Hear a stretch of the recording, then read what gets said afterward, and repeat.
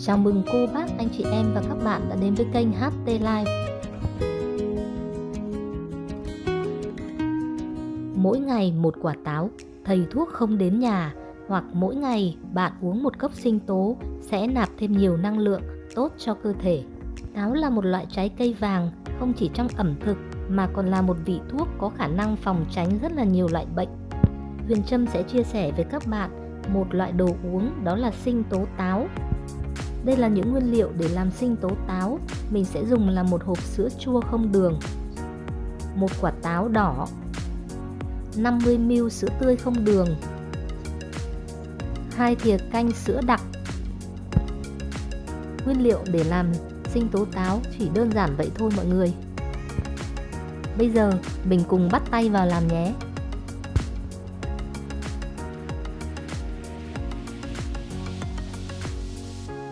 Đầu tiên mình sẽ rửa thật sạch táo.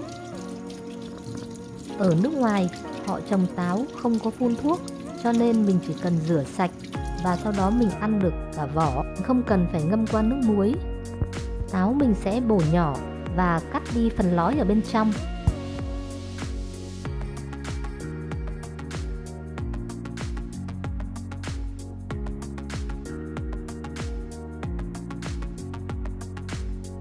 Sau đó lần lượt mình sẽ bắt đầu cho sữa tươi vào trước, sau đó mình sẽ cho táo, 2 thìa canh sữa đặc và cuối cùng là một hộp sữa chua. Ở đây mình sẽ dùng bằng một cái máy xay mini nên nó rất là nhanh và đơn giản để làm một ly sinh tố.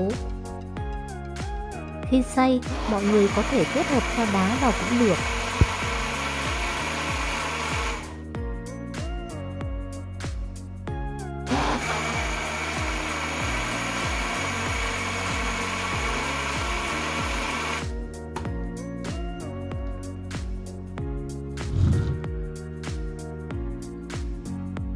Sau khi xay xong mình sẽ xóc cho nó thật đều hỗn hợp.